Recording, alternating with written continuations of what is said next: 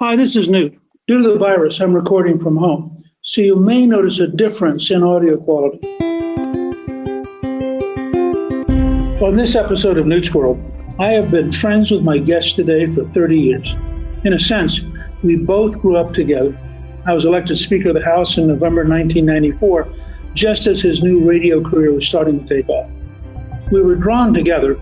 We knew we shared the same values of freedom, integrity, love for the Constitution, love for this great country of ours.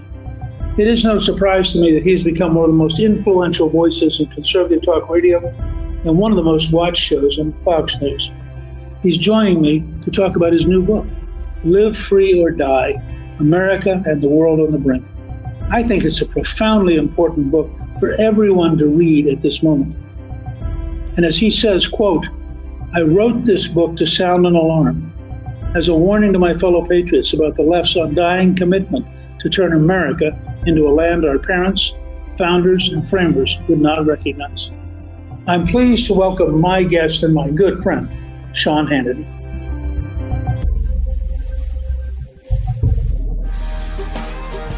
The question we're asking talk radio, its effect on the political process, why you listen, when you started listening, what do you think of this medium? Do you think it has any effect on the political process? And so on and so forth. News Radio WGST, AM and FM. A vote for Biden is a vote for Bernie and every extreme radical socialist and agenda item ever proposed. Liberalism on a massive scale failed the working men and women in this country. I'll tell you, everybody in our industry today, unfortunately, I've said journalism is dead. We have an information crisis in the country. I'm hoping that I'm right. We're less than 100 days away from the most important election in our lifetimes.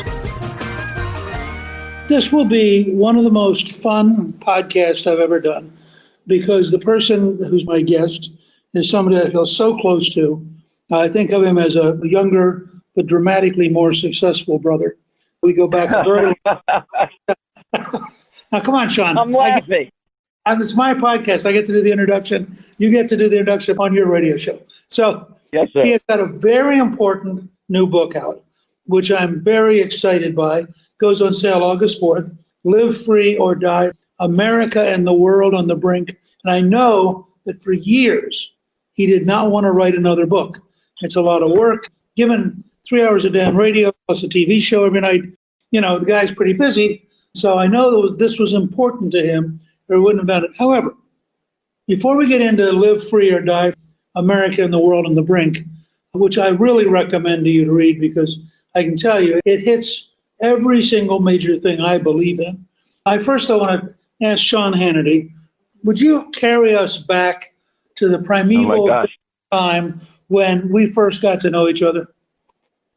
Okay, first of all, that was a great introduction. I want people to know what you mean to me because I started my radio journey in my 20s, and I don't know what happened. I got behind a radio microphone, the light went on, and it changed my life. And I was terrible at it in the beginning. I got fired, thrown out of town, rightly so. I was so bad. And then I got my first professional job in Huntsville, Alabama, and this was 1990 and to 1992. And then you came to Decatur, Alabama. I knew you were coming to town. I knew who you were. You were in the beginning of renewing American civilization, which, by the way, are must-view tapes, audio tapes, relevant today as they were then, and it became the foundation of the contract with America, and you leading the way to take back the Congress for the first time in 40 years. Anyway, I'm this young kid in this suit that didn't fit, with a tie that looked horrible and a unibrow. And we met in a Holiday Inn, and we didn't have the technology we have for radio today. We had this old Marty system, and that is like sending a signal to another signal, and then back to the studio. We managed to get it on the air. And there's a picture somewhere. I knew I saw it a number of years ago, and I saved it. And I wanted to show it to you, and I got to find it and put it online. You have changed my life. You've impacted my thinking. You've made me a better person. You've made me more knowledgeable. And it all started in that Holiday Inn in Decatur, Alabama, somewhere between 90 and 92, when you gave a speech. We're willing to help this young kid out. You're probably sitting there, oh boy. And then it turns out that in 1992, a mutual friend of ours, Neil Bortz, moved from one talk radio station to another in Atlanta. And I was called. I auditioned for 2 days, and I got hired, and I moved to Atlanta, which was your home city. And I moved there in 1992, and the intersection of our lives was such that this was you formulating the Republican takeover of Congress for the first time, if people can imagine this, in 40 years. It started with a series of educational tapes known as Renewing American Civilization, and you mobilized a national effort. It's over 25 years ago. It's crazy. Waves of conservatism in my political lifetime. One would be Reagan. Two would be the contract, the Newt Gingrich revolution. And three would be what's going on right now with Donald Trump. And a lot of our fellow Republican conservatives didn't think Trump would govern as a conservative. You and I knew better. We were right. And we put everything we had on the line, telling our friends he will do what he's saying. And thank God he did. But anyway, it culminated with a couple of things. And I want people to understand this. So the night that you became Speaker of the House, I remember seeing you that day, that night. I remember walking with a huge entourage. They didn't have cable news as we know it today. And you had a room behind where I was emceeing the event for you that night when you became Speaker. It was a great night. Lost my voice. And I didn't know I was living through history at that time. There is video of it. And I remember I learned so much watching you. And you told me confidently that day, this is how many seats we're going to win. I don't remember the exact number, and that's how many we won. And you had it down to a science, and it was all ideas-based, solutions-based, conservative-based. And while I was a natural conservative inclined towards everything Reagan, even when I was in high school and college, I got to tell you, you transformed my life. And then I get to be the MC the night you become Speaker, first time in 40 years. Then you become Speaker.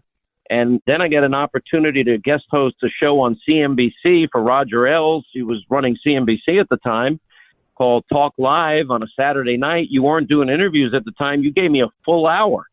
And I had done one show for Roger, and I said, I think if I asked Newt Gingrich, he might do me a favor and do the show. And he goes, you can get Newt Gingrich? He says, if you can get him, you got the hour. And you did the whole hour with me, and I think we took calls. And since then, our paths have crossed so many times. We've lived our lives together, parallel lives.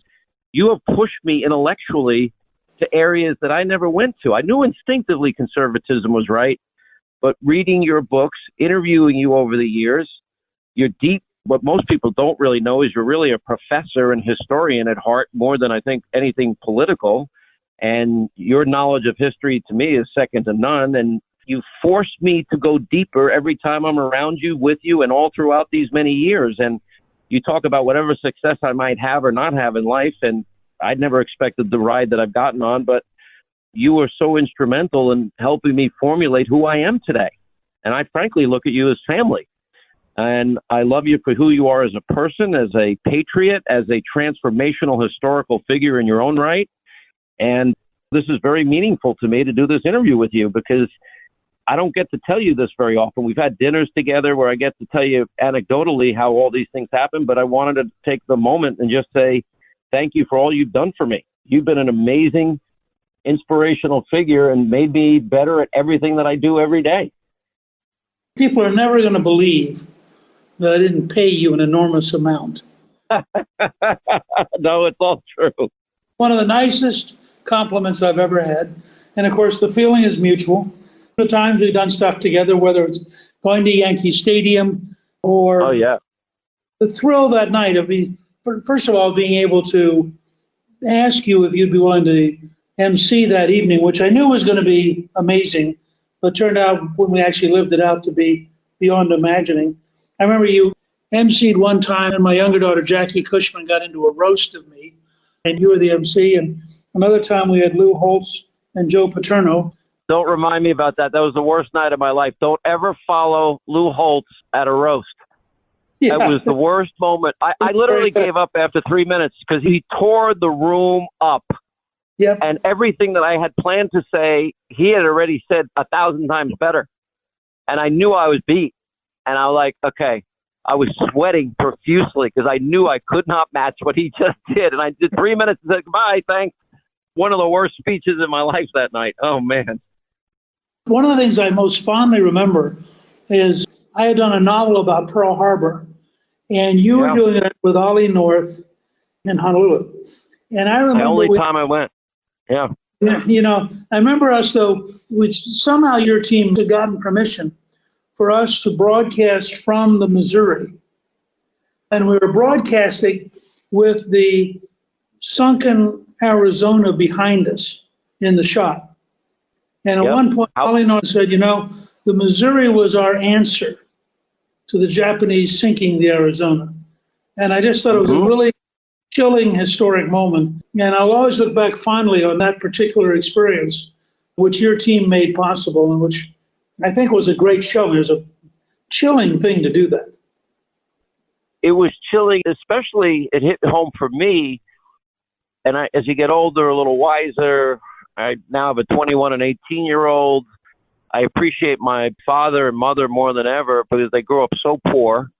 And my dad fought 4 years in the Pacific, grew up very poor in Bed-Stuy. It was a big deal that he got out of Bed-Stuy, and I got a 50 by 100 lot in Franklin Square, Long Island. My mom was a prison guard. Yeah, that was special for me. I stand on the shoulders of my parents. My 4 grandparents came from Ireland. We all do. We all have a story to tell. And I'll tell you one other moment that really made a difference in my life. Going back to the night you were speaker, I don't know if you remember this. So you're in a room with ABC, NBC, CBS, and I assume the New York Times and everybody else. And in comes this young talk show host. I just said, hey, Mr. Speaker. And the whole room, it was like E.F. Hutton. They get quiet. They're like, who is this little kid that just walked into the room? I said, would you mind doing my radio show tomorrow? And being who you are, he said, absolutely. I'd love to. And you called in the next day. Well, I barely had a voice that day. And that's who you were to me. You didn't say no when you were now the Speaker-elect of the House of Representatives, third in line for the presidency. I don't know if you know this, by the way. I did my first talk radio show in the summer of 1960. Wow. I've been on and off doing this a long time. And part of what I admired about you coming along was that Rush had really created modern conservative talk radio. Other people have done talk radio, but not with the scale of impact. Rush had been a big part of our ability to emerge in the late 80s and early 90s. I could see in you the kind of growth potential to be in that league. And it's actually true. You may think I'm just pandering to you, but I've been interviewed a fair amount in my career. You had a seriousness about trying to learn and a seriousness about actually following the conversation. You just didn't show up with 3 questions or whatever, but you really wanted to engage. Most people make a living off of the 5 things they learned that they just keep maniacally repeating. But you actually evolve. I mean, you're still evolving. You're extraordinarily successful. Your total audience between radio and TV is astounding. You are a very close friend of the President of the United States. And yet, I can tell you, in any 2 or 3 week period, I see a few things change, a few things you're thinking about differently. And I watch you, the sort of the self-taught university of Sean Hannity. In the course of a year, you interview so many people. You have so much talent that comes through your 2 shows. They're just listening to the right people, asking the right questions. You get literally a graduate education just being Sean Hannity. Well, you're very kind. I'll take the compliment that I don't think I deserve, but I'll only say this. I'm always looking to get better. First, let me backtrack and say, thank God for Rush Limbaugh. And Rush, he stood in front of a forest, if you will. When he started nationally, there were like 200 talk radio stations in the country. It's now the #1 format in radio. There are thousands AM and FM talk radio stations all across the country. Saved the AM band, and frankly, in many cities now saving the FM band. Our mutual friend Neil Bortz called him the Babe Ruth of talk radio. Nobody matches the Babe, but he forged that path. He paid a heavy price for it. He knocked down every tree, and then all of us that came after him benefited from the path that he forged. And it wasn't easy. And he became a national target almost immediately. Nobody had heard this before. I mean, that's 1988 when he syndicated. I started in radio in, I think, 87, the first time I did a radio show. And the beauty of Rush is he forged that path for all of us. But if you're asking me if I would ever be on 630 stations and in my 25th year at Fox in Decatur, Alabama, and that Holiday Inn that day, I would have looked at you and said, okay, what are you smoking? But I've been blessed beyond what I think I ever deserved. I believe that. I always think I'm going to get fired. I think I've done my last show every day. If you ever told me I would do a 22-minute opening monologue nights on TV and it would actually do well, I wouldn't have believed it.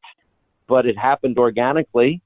And I do seek growth every day. You've always talked your whole life about lifelong learning. I can go through the different phases of Newt Gingrich historically, Toffler and Demings and all these great people that you would make people aware of. You are brimming with ideas. You're on a whole other level. I acknowledge I'm not there. And if I have any ability, I think it's to recognize very smart people like yourself and pay very close attention to what you're saying and who you're reading and what you're writing. And I read all your books. And I think I'm a better person because of it.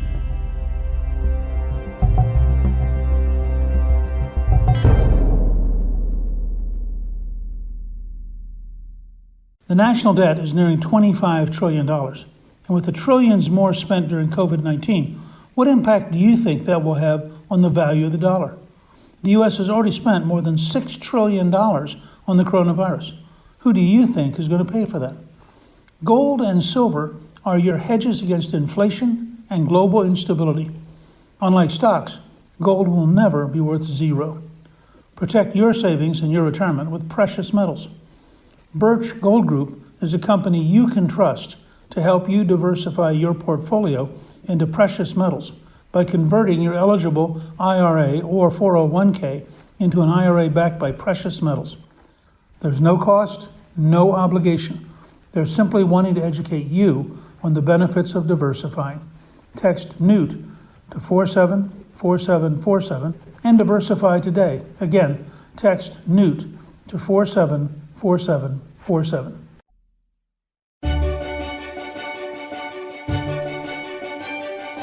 I love this country so much. And, to go back to the book part of it, I didn't write a book for 10 years because I hate writing. It is painful to me. It is too much work. Where on radio and TV, I say it, it's done. As imperfect as it is finished. When you write a book, obviously, you got to come up with your chapters. You got to come up with a concept, where you want to go, where you want to take it, and it's ever evolving. And a first draft is just that, a first draft. Then you got to sand it, prime it, polish it, paint it, sand it again. And it's just a much more arduous process for me. I find it difficult, although I'm writing a monologue every night on TV. Half of it is written and the other half is extemporaneous and ad-libbed. All of radio is ad-lib for me. This interview is ad-lib. And I prefer that format better. But the moment to me is this is all hands on deck. This is it. Reagan said that freedom is but one generation away from extinction. Well, what Joe Biden's stated agenda is, if it's even going to be Joe Biden, does he have the mental alertness to make all these decisions? In many ways, I find he's influenced by way too many people, and he's a shadow and a ghost of a candidate hiding in his basement. But he's embraced in the last 2 weeks, literally plagiarizing Bolshevik Bernie's economic plan. He's pledged trillions of dollars to AOC's Green New Deal. He's adopted Beto O'Rourke's gun policy of confiscation, actually said it. Then you've got Pelosi, Schumer, and Biden, 125 years of combined Washington swamp failure. And if their stated plans are implemented, this Green New Deal, eliminate oil and gas, Biden's on board with it, the lifeblood of the world's economy, everything is going to be free. I do have a historic chapter in the book about, what makes America great. As Franklin said, a republic if you can keep it. But I have a whole chapter on socialism, a history of failure. Everything that they're saying has been tried before. Every promise they're making is unsustainable. My argument is simple. If you think that you're going to have this cradle to grave utopia that Bolshevik Bernie, AOC, and Biden are promising you, Let me ask you, have these cities that have been run for decades by liberal Democrats like New York City and Chicago and Seattle and Portland and Los Angeles, again, they all have one thing in common, liberal Democrats, their policies for decades, have they been successful in securing safety and security and law and order for the people in their cities? The answer is obviously no. If we believe that rights are God-given, that we're endowed by a creator, certain inalienable rights, I actually remember it. Joe thinks, endowed by, the thing. We hold these truths to be self-evident. All men and women created by you know the thing. Yeah, God, the creator of everything. But life, liberty, and the pursuit of happiness. Mr. Speaker, you tell me, how do you pursue happiness if you can't go to your grandmother's house in Chicago on the 4th of July and not get shot? How can you pursue happiness? A 7-year-old little girl lost her life. How can you pursue happiness if your mom makes a wrong turn and you're an 8-year-old little girl in Atlanta and goes into the autonomous zone there where the Wendy's and the Rayshard Brooks incident took place? And they had guys a week and a half earlier, I was showing them with long rifles and AR-15s, and they took over, 2 city blocks. How do you pursue happiness if you're in an autonomous zone, Chop Chaz Summer of Love zone? And I interviewed almost for a full hour Horace Lorenzo Anderson Sr. His 19-year-old son was killed in that Summer of Love zone. How do you pursue happiness when every one of these cities have another thing in common? Their government education has failed spectacularly. If you want to deny kids a ladder to success, just rob them of education because it's the foundation of all success. But if you don't water and offer sunlight and nurture every child with safety, security, and education, they're shut out. For those that would put their hope in this socialist utopia, which is everything is free education, government job, government wage, government vacation, government healthy food, government health care, government retirement. Okay, well, how did that Obamacare thing work out? Because the promises were clear. Keep your doctor, keep your plan, and every family's going to save on average $2,500 a year. Well, millions lost their doctors, millions lost their plans.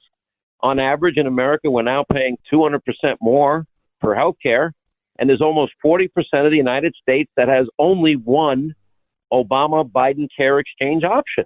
How did that government program work out for you? Where's Social Security headed in the future? To its bankruptcy. Where's Medicare headed? Bankruptcy. What has government done well? And for me, if you heed the admonition of Thomas Paine, the great pamphleteer in 1776, Common Sense, what did he say? He said, were the guides and dictates of human conscience irresistibly obeyed, we'd have no need for any other lawgiver. That not being the case, governments are formed to protect people. And governments in its best state are but a necessary evil, in its worst state an intolerable one. You are the great historian.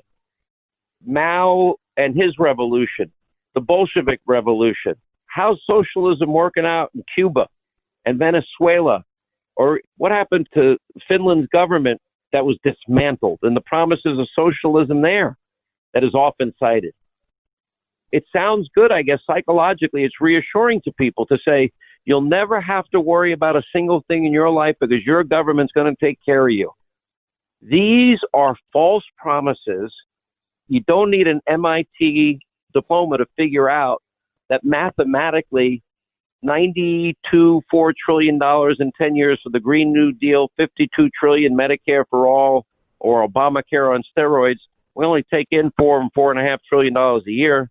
That there's no way these promises can be fulfilled. They know it. It's about power. It's not really about people, because it seems like, and I'll give you another example, in all those liberal cities where the violence is so bad and the educational system is so bad, that these mayors and governors seem more concerned about taking shots at Donald Trump than they seem to be about protecting the innocent men, women, and children that are being shot and dying in their cities. And I'll take it a step further. You want to know how bad education has gotten in some cities run by liberal Democrats for decades? Per capita, the city of Baltimore, the third highest spending city in the country per student on education. What percentage does your audience think of 13 separate high schools, what percentage of high school students in those public high schools are proficient in math? The answer, I hate to tell you, is not a single child, not one, and very few in reading. A friend of mine, Barry Farber, often said, and there's never been a country in the history of mankind that has accumulated more power and abused it less than the United States of America. And then I add to that, but also use that power to advance the human condition. And the only reason that America gets to share innovation, creation is capitalism, free market, risk, reward, entrepreneurialism. That's because we live free. I know it might be appealing to people to hear that they're going to take care of your every need, but the problem is we're taking away the natural stress of life, not uncontrollable stress, that makes every human being dig down deep into their heart and soul out of necessity and says, well, what do I want to do with my life? Why am I here on this earth? What talent did God give me? But you can't have any of that without the fundamentals of law and order, safety, security, and education. I know that's a long intro to my book, but that's basically it. And I learned a lot of this from you.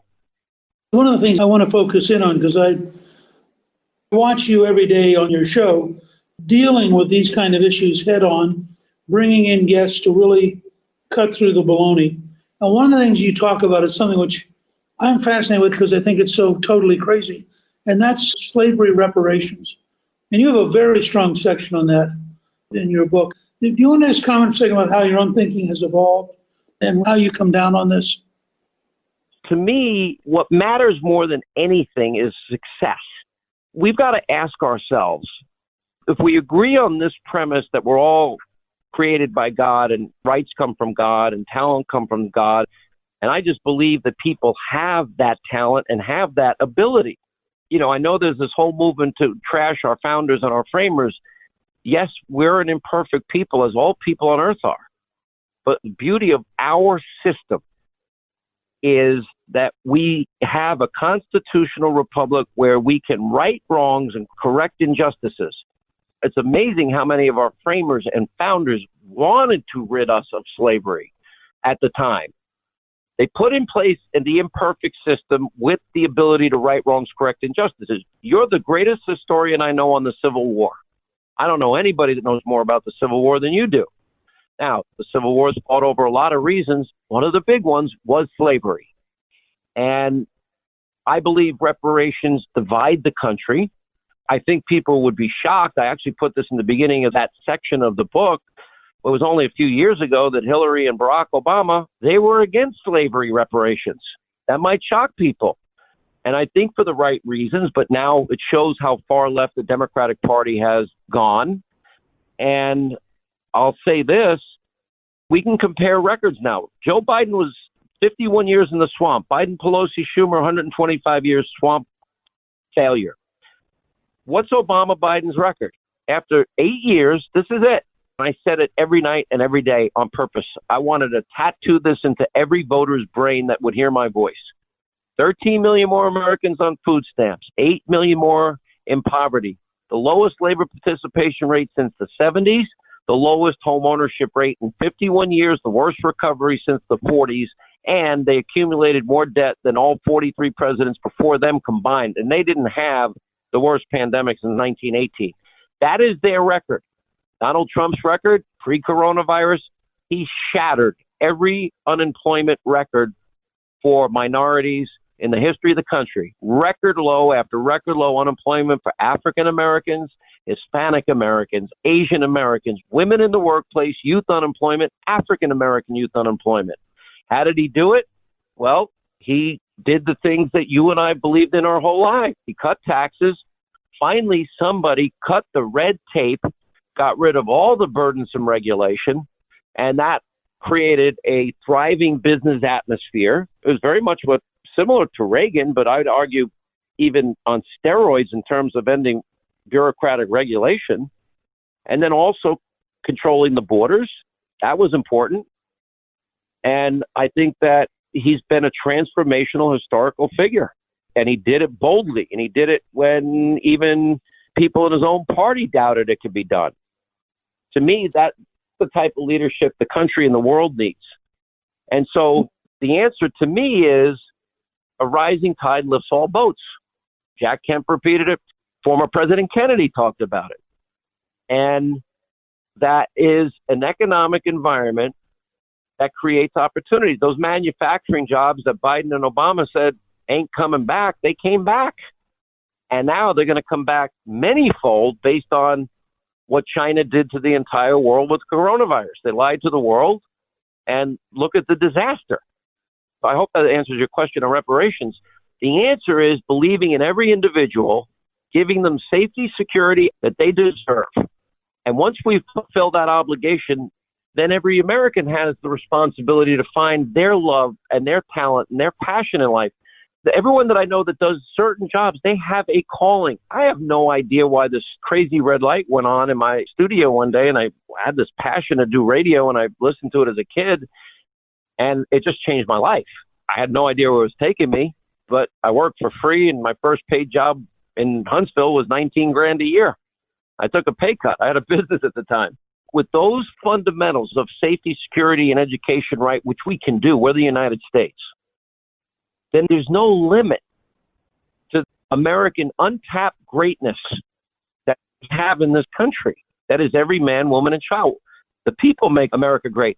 You know, that's why the victory of Donald Trump shocked the world, because the elitists and the swamp, they didn't think he had a chance in hell of winning. You and I believed he could win, and we stated so. There were not many of us out there that are conservative telling our fellow conservatives he will govern conservatively. I said it because I knew it was true, because I knew him for 25 years. Not having that political background, to me, was a huge asset. It ended up being a liability because I don't think he understood just how dark Washington can be. And we remained friends after you were Speaker. You wrote your book about lessons learned the hard way, and they put you through hell unfairly most of the time. But you fought, and you changed the country, and you're a transformative historical figure. By the way, Yeah. I just want to affirm, because I was there, I think without you, it's very likely that Trump would not have won. Both your voice and your advice. Because of your personal friendship, you had a greater capacity to tell him what he needed to hear than almost anybody I knew. And you still do to this day. And so I think in that sense, just as in my own case, and in Reagan's case, transformative figures only succeed if they're surrounded by people who help them and are honest with them. No one person can achieve the scale we're talking about. In the case of Trump, you were central to the ability to pull this off.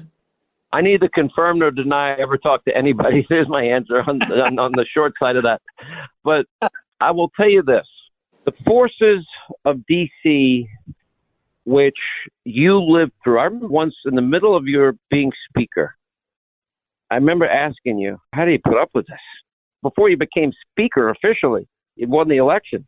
The Gingrich that stole Christmas, and Time and Newsweek that actually were real magazines back in the day, and all of these attacks. And I remember, I don't know, maybe a couple of years into you being Speaker, you saying to me something that stuck with me. And I remember the sacrifice, the personal sacrifice that nobody's going to ever pay attention to. And you said, I have in the central part of my brain a part of me that is always exhausted. I never thought I would understand that. I understand it now. But you did it because this was your passion and your belief, and you were right. Reagan was right. The third wave is right. But the forces, as bad as they were against you and as bad as they were against Reagan, I've never seen anything like what they're doing to this man. It's every second, every minute, every hour of every day. You once said on my radio show and TV show, you reiterated it, that they wake up in the morning. How can I hate Trump today? It's true. Look at what they put the country through with conspiracy theories, lies, smears, slander, besmirchment, character assassination, libel, about a hoax with Russia and collusion that never existed.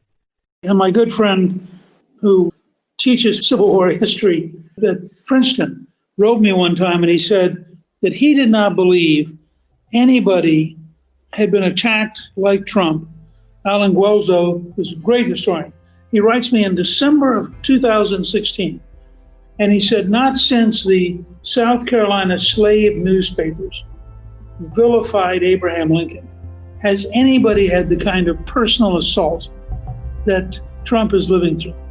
And it's absolutely true.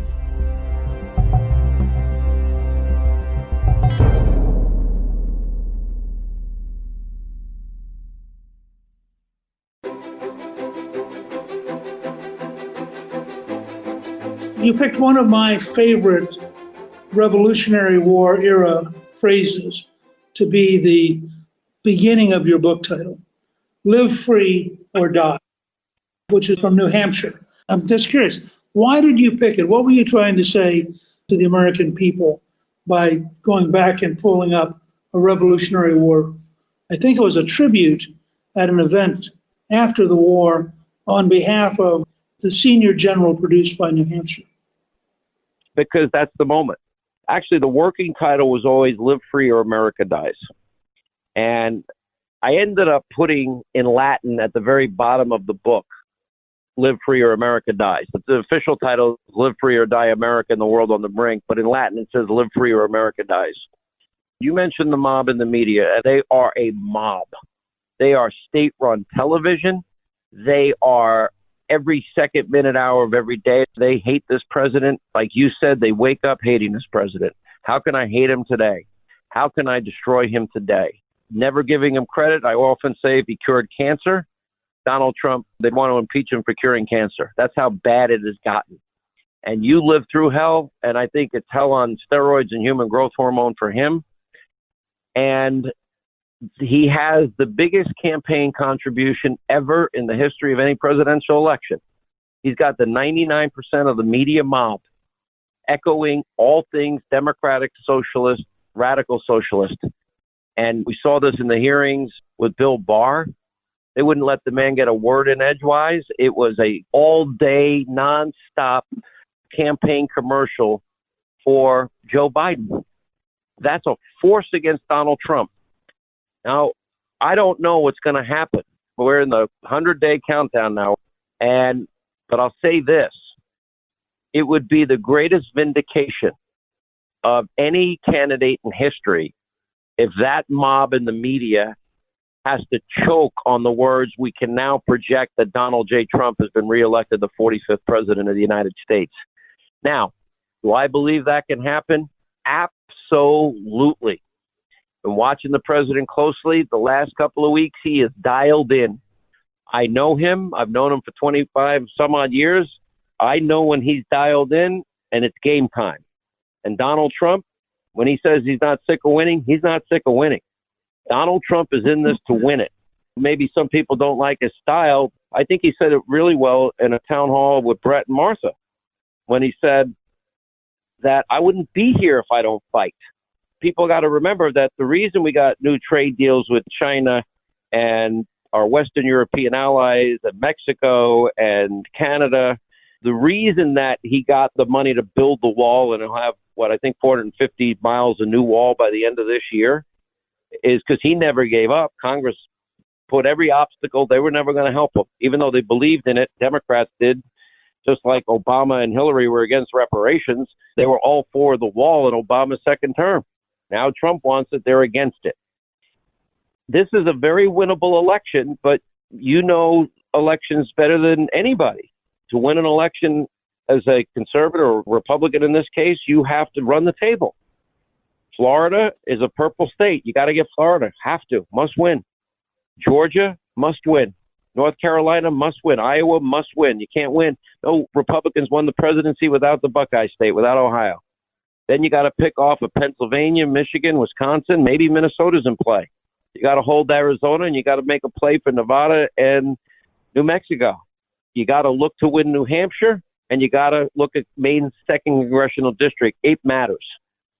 So every vote is going to matter. I think if you're asking about where Live Free and Die come from, do I really believe this is it? Yeah, I do. I think if we go down the path, the stated policies of this party at this time, the leader is now adopted, I believe that it's irreparable harm and the America we grew up in, our parents grew up in, that we want our kids to grow up in, will become unrecognizable. Socialism always ends in failure. You know that better than anybody. First of all, I agree with you. I think this is a very winnable election. My personal hunch is that Trump will win it, and will win it decisively enough that, in fact, we will pick up the House and Kevin McCarthy will be Speaker, and we'll actually pick up a net of 2 in the Senate. But having said all that, I want to close this on a somewhat different note, which is, it hit me while you were talking a little while ago. This is so different than what every left-winger thinks of you. The very idea that you would have your title in Latin at the bottom of the page, I think is just fascinating. Why would you do that? You know, I love every article ever written about Sean Hannity starts with he's a college dropout. I had 12 years of Catholic education. My 4 years of high school were in a seminary, only 100 students starting out in the class. And we studied theology. We went to Mass daily, and we studied Latin. I was never good at it because I didn't want to work hard at it. I paid every penny of college myself because I knew my parents didn't have the money. And I had worked since I was 8 years old as a paper boy. I was a dishwasher every Friday, Saturday, Sunday night at 12, a cook. I've gone through my history. I've done all my life. I saved my money, and I spent a year at Adelphi University in Long Island. I actually became a Dean's List student, went to NYU, transferred there for a year, then went to a school in Rhode Island for a period of time. And the reason I didn't finish college is I didn't have the money. That's the simple answer, and I was not going to ask my parents, and it was unconscionable to me to think that the government would pay for it. Your next step took you all the way to Santa Barbara, didn't it? Well, yeah, and it was interesting because I was a house painter, and then I learned how to hang wallpaper, and then I became a contractor and fell off a roof nearly 2.5 stories and busted up all my teeth. I was the only one playing hockey growing up that never lost any teeth, but I lost them that day. And I dislocated my arm, broke my radial head. I had no health insurance. The guy wanted to operate. I said nope. And I got a guy in a shipyard to give me a job with a busted arm. He didn't know it was busted. He sees me 3 days later. What's wrong with your arm? I tell him, I said, I need the money. And he literally saved my life because I had $200 in the bank at the time. And that's where I started. And that defines me. My passion is real. I got an education. I'm reading the equivalent of a textbook a day in terms of news, information, etc. I'm interviewing the best and the brightest in the country every day. That's an education. I've had you as a mentor. That has been a profound education. I actually went back not that long ago, and I had to find VHS tapes online of renewing American civilization because I want to go back and watch them.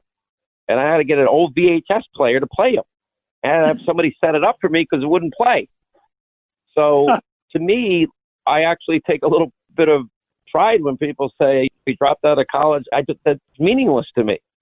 I judge somebody as a person, and my religious background, I was an incorrigible child, and every one of my teachers would tell you that, and probably the last person they ever thought would ever have any success in life. But their message got through. I do have a conscience, I do have a soul, and I do have a belief in God that is stronger than it's ever been. And I do believe in this country, and I do believe that we have an obligation to protect the great inheritance that was given us. My father died 6 months after I started at Fox. I started in October of 96. He died in March of 97. And, you know, I'd been gone 16 years, 5 years Rhode Island, 5 years California, 2 years Alabama, 4 years Georgia. I didn't get home very often either. I regret it. And, you know, he waited tables on weekends. He was a family court probation guy, my mom a prison guard. And I remember my dad, I got him a satellite dish so he could watch Hannity and Combs at the time. One day he goes to me, where did this all come from? And I said, Dad, you used to yell at me to turn down the radio every night because I wasn't watching TV. I was listening to talk radio, the real pioneers that started talk radio. I stand on their shoulders. My father had a horrible life. Grew up poor, depression. His mom died weeks after he was born from complications of childbirth. He went from family member to family member because his father literally came from Ireland, had no money, was working night and day for little to no money, really, really poor. And then he goes, fights in World War II. And I stand on the shoulders of those grandparents and parents. You know, I say this to my kids and their eyes roll over. But one day I know, like me, I didn't appreciate them then, but I appreciate them now. And I think my kids will look back and they'll say, yeah, maybe Dad wasn't so dumb after all. But our hope is to save the country for them and our grandkids. You have wonderful grandkids. And you have dedicated your life to all things freedom, liberty, and American greatness and exceptionalism. We have an obligation, I think, to fight with all our heart, mind, body, and soul to make the media mob choke on the words that I mentioned earlier, that we can now project that he's been reelected. And I hope that happens. I think it can happen as well. I like to look at it, though, you got to act like you're 6 points down. You have no timeouts. You're on your own 20. You got to march down the field 80 yards, cross the plane, and kick the extra point to win. If everyone has that sense of urgency, then America will live free for the next generation. And then they'll have to fight for it as well. I think that's exactly right. Listen, I want to thank you. I want to remind everybody who is listening to our podcast together that they should get Live Free or Die. It's a very important book that really helps explain what's at stake in this year's election. Once again, Sean has done a tremendous contribution to America, not just to conservatism, but to all of America. And I think Live Free or Die is a book which is going to be around a long time, which historians are someday going to refer to as part of how Donald Trump ruined the night for the media and won re-election once again. Mr. Speaker, you've transformed my life. Thank you. You're a patriot. You're a great American. You've been a mentor, a friend, and I consider you family, and we need your voice more than ever. Thank you so much for having me. Thank you to my guest and my good friend, Sean Hannity. You can read more about his new book, Live Free or Die, America and the World on the Brink, on our show page at newtsworld.com. Newt's World is produced by Gingrich 360 and iHeartMedia. Our executive producer is Debbie Myers, and our producer is Lawrence Eastlow. The artwork for the show was created by Steve Penley. Special thanks to the team at Gingrich 360. Please email me with your questions at gingrich360.com/questions. I'll answer them in future episodes.